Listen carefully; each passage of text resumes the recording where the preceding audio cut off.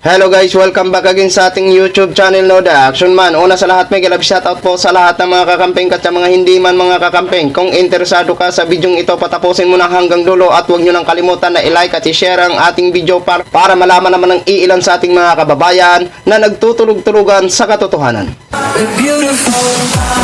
So muli naman nagbabalik ang nag-iisa nyong host na si The Action Man para magbigay ng komentaryo at reaction sa mga mainit ng issue ng bayan. So ito ha mga ka-action, mga kakamping, no, may gusto lang ho ako na i-share sa inyo. Ito na. Ito sinasigurado na magiging peer ayon kay Mr. President Bongbong Marcos ang pag-imbestiga o paglilitis dito kay Pastor Apollo Kibuloy. Pero ang kanyang kahilingan tila nalusaw sa hangin.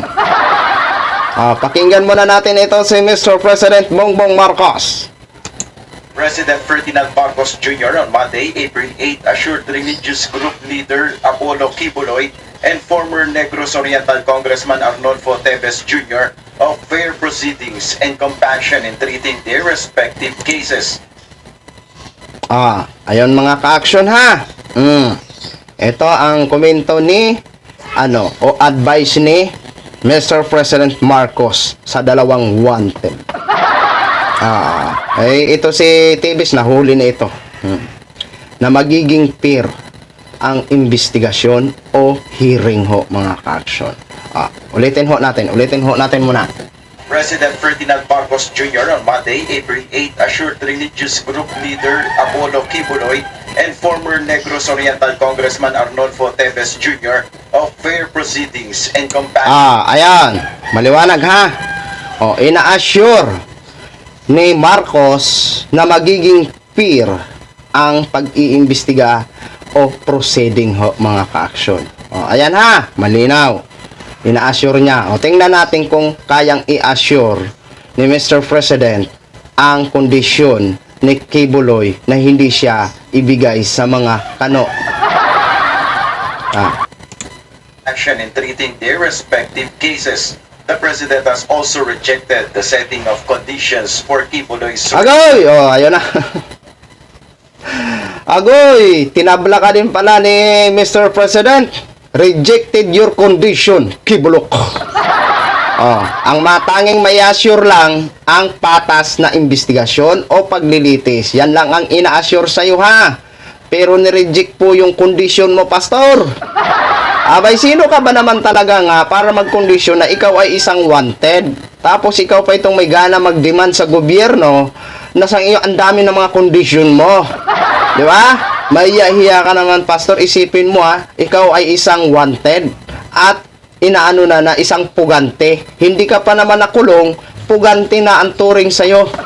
Di ba? Ayan, klarong-klaro. Rejected. Kawawang Kibulok. Ang ina-assure lang sa'yo, ang patas na proceeding. Yan lang ang ina-assure sa'yo. Tuloy.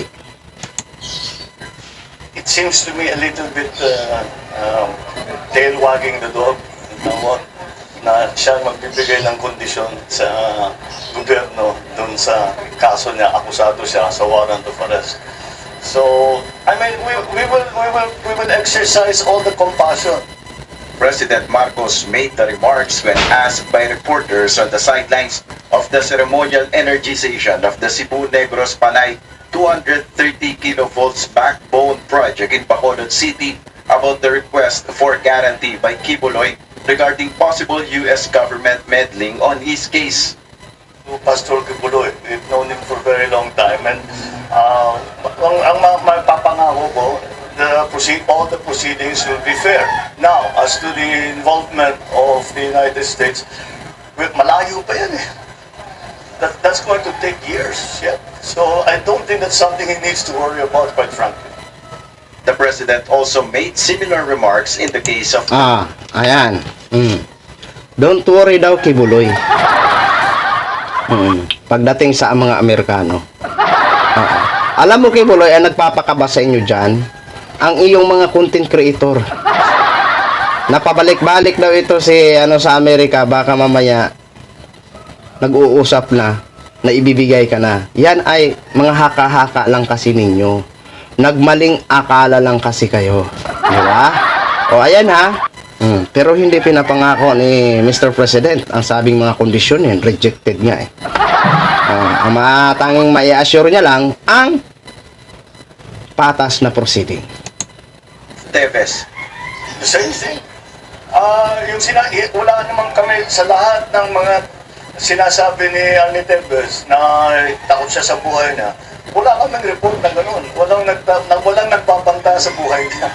Teves wanted for the killing of Negros Oriental. Gaya po yan kay Pastor Kibuloy.